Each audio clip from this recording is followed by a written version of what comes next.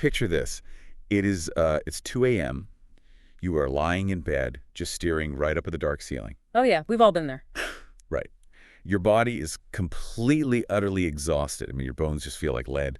But your mind is wide awake. It's like brightly illuminated. Exactly. It's currently broadcasting a live, high-definition replay of this super embarrassing thing you said at a party like 5 years ago. Or even just today, like maybe your brain decided to take one tiny, completely insignificant mistake you made at work. Yes, like a typo in an email. Right, a typo, or maybe a slightly awkward sign-off on a Zoom call, and it just uses that to confidently predict your total, unavoidable failure in life. It is the absolute worst. It's a very crowded room in your head at 2 a.m. Yeah, you're just lying there trying to rest, and suddenly, because maybe someone left your text message on read 4 hours ago, your brain spirals into this complete catastrophic threat detection mode. Which is just a brutal binary response.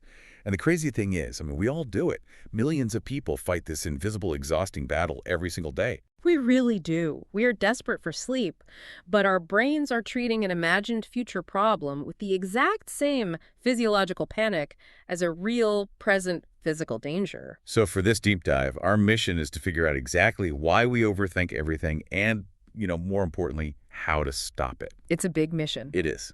And to do that, we are crossing some cutting-edge modern neuroscience with 5,000-year-old Eastern philosophy. Yeah, the contrast is amazing. We're looking at medical journals on brain imaging and heart rate variability, and they are sitting right next to an analysis of the ancient texts of the Bhagavad Gita. Plus, we've got some fascinating modern performance psychology thrown in. It's an incredibly rich stack of sources today. I mean, we have systematic reviews from BJ Psych Open and biological psychology, some scholarly papers on spiritual psychology, and even a viral Reddit thread that basically translates ancient battlefields into the realities of the modern workplace. Okay, let's unpack this, because to really understand the modern epidemic of overthinking, our sources suggest we actually have to look backward. Way backward. Right, thousands of years backward, to what might be one of the oldest recorded instances of a workplace breakdown. We are looking at the opening scene of the Bhagavad Gita. And the setting here is just crucial. This isn't some lofty, peaceful, religious sermon delivered on a mountaintop. No, not at all. It is set on a literal battlefield. We meet this character named Arjuna. He is a top-tier warrior, essentially a high performer at the absolute peak of his field. Like the best of the best. Exactly. And he is about to face the biggest, most high-stakes moment of his entire life. Two massive armies are lined up, the horns have blown, and the battle is about to begin. Talk about the ultimate pressure cooker situation. Yeah. If Arjuna was a modern professional, I mean, this the morning of the IPO, or it's the moment the surgeon walks into the operating room for a critical transplant. Yeah, the stakes could not be higher. And right at that exact moment, he completely falls apart. He just loses it. He does. And the text doesn't just say he gets nervous. It is incredibly specific about his physical symptoms. Right, he gets super detailed. It describes his mouth going completely dry, his skin is burning, his limbs literally give way beneath him, his entire body is trembling, and his legendary bow, the primary tool of his trade, literally slips from his hand. Oh, wow. Yeah, his mind is reeling to the point where he just sits down right in the middle of this chaotic workplace, so to speak, and basically says, I can't do this, and I don't even know why I'm doing any of it. Now, I have to jump in here for a second, because is it really fair to diagnose a mythological warrior with a modern anxiety disorder? It's a valid question. I mean, we're talking about an ancient epic poem here. Are we just projecting modern psychology onto a story, or is there like a deeper human truth here that we are missing? Well, a 2014 piece published in the British Journal of Psychiatry actually asked that exact question. Wait, really? A psychiatry journal? Yes. They ran a clinical analysis of this specific text, the opening chapter of the Gita, and their conclusion was that this is actually one of the earliest, most accurate descriptions of panic attack pathology in all of recorded literature. That is wild. Right. The researchers noted that the physical symptoms, so the dry mouth, the burning skin, the acute trembling, and that sudden loss of motor control, they align perfectly with the biological mechanisms of an acute panic response. So thousands of years before we had the clinical vocabulary for anxiety disorders, before therapists or diagnostic manuals even existed, they were observing and documenting the exact biology of an anxiety attack. They were highly observant of the human condition. And this frames the Gita not just as a foundational spiritual text, but really as a deeply practical manual on burnout, performance anxiety, and moral crisis. Because Arjuna is basically having a total collapse of identity and purpose, all driven by this overwhelming mental spiral. Exactly. And in the text, Arjuna actually tries to explain what is happening inside his head. Yeah, he tells his guide, Krishna, that his mind is restless, that it's turbulent, it's powerful, and it is as impossible to control as the wind. Restless wind. And the sources note this is tied to the concept of Vaitan Matra, which is the wind root element in ancient Indian philosophy. Which is such a great metaphor. It really is. Comparing the mind to wind is a very deliberate choice. Wind is formless, it can be incredibly destructive, and most importantly, you cannot grab it. Right, you can't put a leash on a hurricane. Exactly. It captures that terrifying feeling of thoughts just swirling violently, ripping through your consciousness without any anchor at all. Which brings us perfectly to the modern science of that hurricane. Because thousands of years after Arjuna described his mind as a turbulent wind, neuroscientists started putting patients into fMRI machines to see what happens when we overthink. And they found out exactly what that wind looks like on a brain scan. Yes. It involves something called the default mode network, or the DMN. Right. According to the papers from BJ Psych, Open, and Biological Psychology, the DMN is this specific network of interacting brain regions. And it lights up when we're just in our own heads. Exactly. It reliably lights up during self-directed thought, introspection, and rumination. When you are just sitting in a waiting room doing absolutely nothing, just staring at the wall, your DMN is active. It's basically the brain's idle screen. Yeah, it's the system responsible for thinking about yourself, dwelling on your past, and projecting into your future. But in this case, for overthinkers, it's not a relaxing screensaver. It's like a constant, high-stress stream of worries. And the research shows that in individuals dealing with depression or those with generalized anxiety disorder, something very specific mechanically goes wrong. There is hyperconnectivity within the DMN. Meaning the regions are talking to each other too much. Yes. The regions responsible for inward-looking, brooding rumination are firing rapidly, constantly talking to each other in this closed loop. So the wind is literally howling inside that specific network. The thoughts are just bouncing off the walls of the DMN. And while that hyperconnectivity is happening within the DMN, there is simultaneously poor connectivity between the DMN and another system called the task-positive network, or the TPN. The TPN is what we use when we actually do things, right? Exactly. The TPN is the part of your brain that lights up when you are engaged in an external task, when you are actually focused on doing something tangible in the present moment, like solving a puzzle or having a deep conversation. Okay, so it's like your brain is a car stuck in a muddy rut.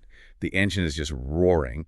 That's your DMN overthinking, spinning the tires incredibly fast, burning up all this mental energy. That's a great way to put it. But the transmission is completely broken, so you can't shift into the task-positive network to actually get traction and drive out of the mud. You're just burning gas, sinking deeper, and exhausting yourself. And what's fascinating here is what happens to your body as you sink deeper, because your body physically registers that mental spinning as an actual threat. It doesn't know the difference. Right.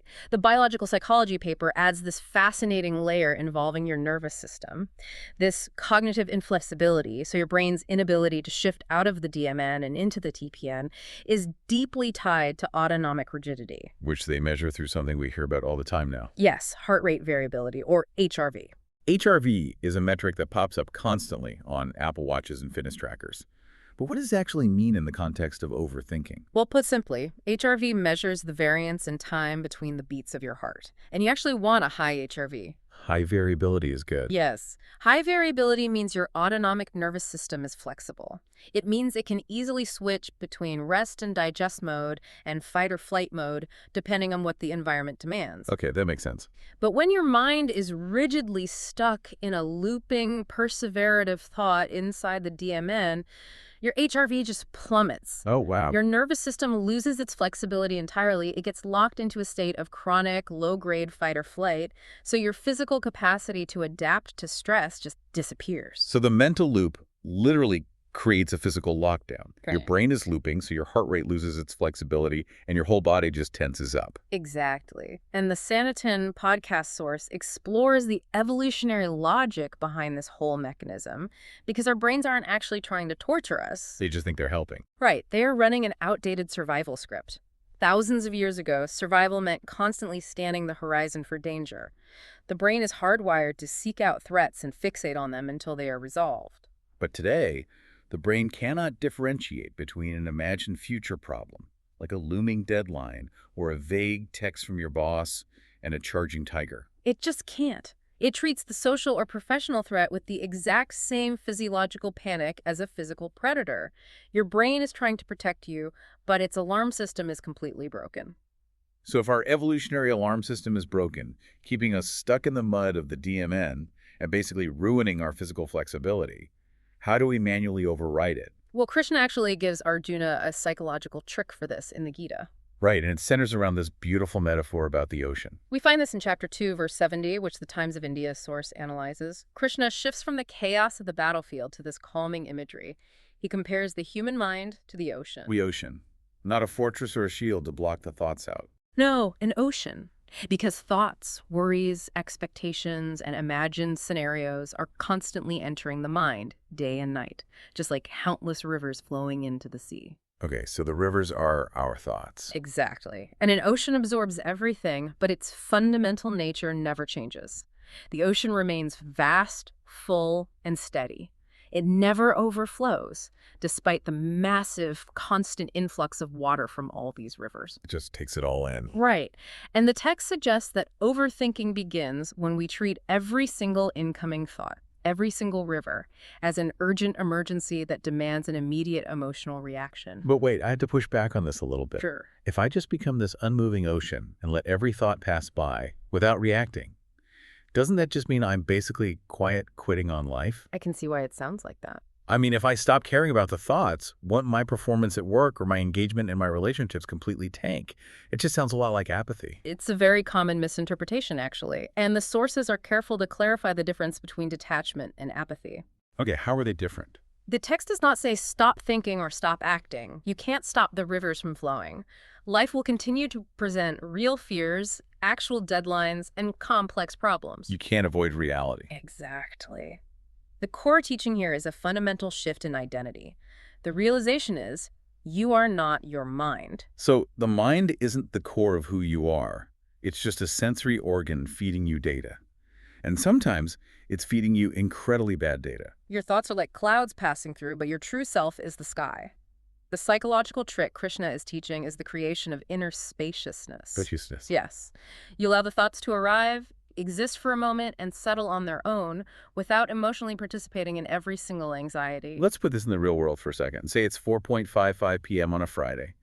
Your boss sends a vague Slack message that just says, "We need to talk first thing on Monday." Oh, the classic Friday panic text. Right. The wind mind immediately panics.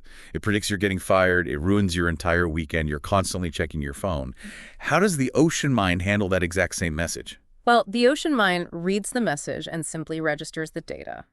A meeting is happening on Monday. No drama attached. Right. It doesn't add a catastrophic narrative. It doesn't generate a storm of what-ifs.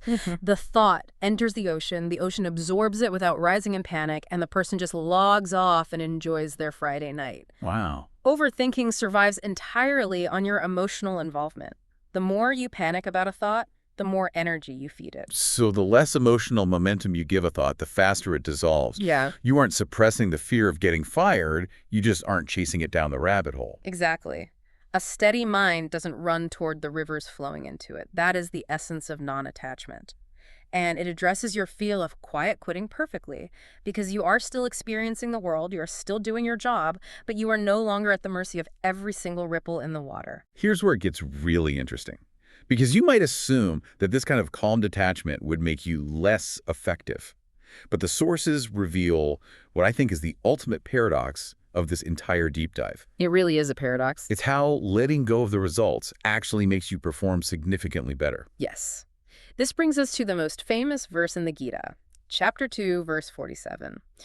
The text translates roughly to, "You have a right to your work, but never to its results." And the Reddit source contrasts this perfectly with modern hustle culture, because hustle culture is built on the core axiom that you literally are your results. Right, your output is your worth. Exactly. Your worth as a human being equals your output, Yeah. Rest is viewed as stealing from your future self. The grind isn't just something you do, it's a personality trait. And the philosophy of the Gita is the exact negation of that worldview. It tells you that you have full, absolute jurisdiction over your actions, your effort, your preparation, your honesty, the sheer quality of your daily work. But only the actions. Exactly. You have zero jurisdiction over the results. Because the outcome is determined by 100 different variables, the economy, other people's moods, sheer luck, that are totally outside your control. So logic dictates you should spend your limited energy only where your control actually exists. Precisely. Again, someone immersed in hustle culture might hear "don't worry about the results" and think that's just a recipe for mediocrity. But the host of that Reddit thread pulled some fascinating modern performance research to back this ancient idea up. And the science completely validates the idea that outcome obsession destroys excellence. It totally does. Let's look at the mechanisms behind this. They cite a 1997 study by Kingston and Hardy looking at golfers. Oh, the golf study's fantastic. Right. They found that golfers who were trained to focus entirely on the process, so the physical execution of their swing, the mechanics of their stance, they consistently outperformed the golfers who were hyper-focused on their score. The outcome-focused ones did worse. Yes, and the process-focused group had significantly better anxiety control. The mechanism there is purely attentional bandwidth. When you are focused on the score, you are living in an imagined future. But when you are focused on the swing, you are grounded in the present reality of your body. And then there's this massive meta-analysis by Edward de Terley in 1999, looking at 128 different studies on motivation. This one is mind-blowing. He found that if you start paying people for things they already intrinsically enjoy doing, you actually destroy their motivation to do it. Which seems so counterintuitive. It does, but why does it happen? Because the introduction of the financial reward shifts their locus of control. Suddenly, they aren't doing the activity because they're at the sky simply enjoying the clouds. They're doing it to secure a specific result. And the moment the result becomes the primary focus, the joy evaporates and the task just becomes a chore. Exactly.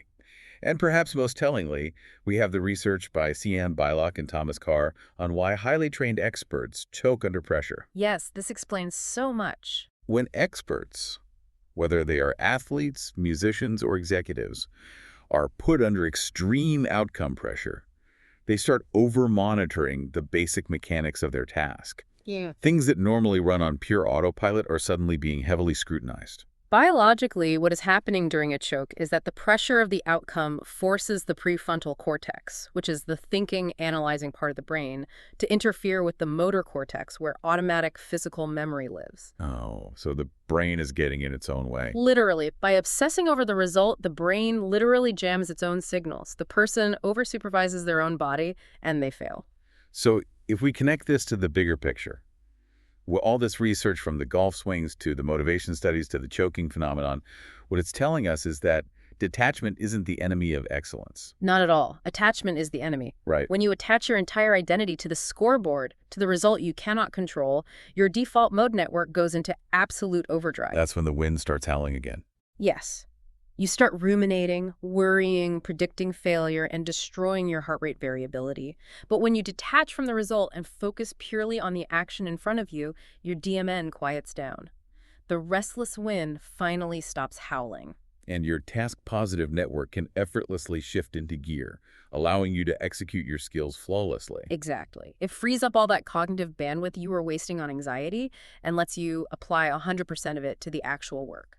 The Frontiers in Psychology paper frames this beautifully as a spectrum of self-processing modes. It's a perfect synthesis. We are blending ancient Indian philosophical insights with contemporary science on well-being to show that moving away from a self-referential, outcome-obsessed mindset actually optimizes both your mental health and your real-world performance. So when Krishna was advising Arjuna on that battlefield, his pitch wasn't to care less about the battle. No, it was a realization that Arjuna would perform at his absolute peak and suffer far less internally once his ego and identity weren't riding on the outcome. It is such a profound shift in perspective, and it offers a very real, very practical toolkit for finding some mental equilibrium in a world that is constantly demanding our attention, our panic, and our output. Which really brings us back to where we started. The 2 a.m. wake-up. Yes, the 2 a.m. wake-up. The Sanatan podcast gives a fantastic, actionable takeaway for this exact scenario. The next time you find yourself awake in the middle of the night, your mind racing, replaying the past, and dreading the future, Do not try to fight your mind. Because fighting it just adds more turbulence to the wind. Exactly. You can't punch a cloud. It just wastes your energy. So what do we do instead? Instead, just pause. Take one deep breath and ask yourself one simple, wedging question. Is this actually happening, or is my mind just creating a story? Is this actually happening, or is my mind just creating a story? That is powerful. It is. That single question creates a tiny bit of space between you and your thoughts. It reminds you that you are the sky, not the storm. It pulls you out of the default mode network. And in that tiny space you've created, the autonomic nervous system can stop treating a memory like a tiger. Right. Your heart rate variability can recover and peace can actually begin. So what does this all mean? We've traveled from a 5,000-year-old mythological battlefield to a modern fMRI machine and found the exact same truth about human nature. But there is one final, incredibly provocative thought hidden in our sources that I want to leave you with today. It's a really good one. It's a small nugget pulled from that Reddit breakdown of the Gita, and it completely reframes how we think about burnout. It's a very powerful observation about the nature of modern exhaustion and where it truly comes from. The text states that it is better to do your own thing imperfectly than to do someone else's thing perfectly. We talk so much in our culture about burnout as a symptom of simply overworking, too many hours, too many emails. The physical toll. Right. But I want you to think about this. What if that deep, bone-weary exhaustion and burnout you're feeling isn't coming from working too hard, but from working incredibly hard at being someone else entirely? What if the exhaustion is just the weight of inauthenticity? It's a question that demands real introspection. Are the results you are so desperately attached to even authentic to who you are? Or are they just what hustle culture told you to want? It makes you wonder. Exactly. Yeah. So tonight, when it's 2 a.m. and you are staring up at that dark ceiling waiting for the thoughts to settle, remember that you don't have to control every single river. You just have to be the ocean. Let the rivers flow in, but keep your depth undisturbed. We'll see you on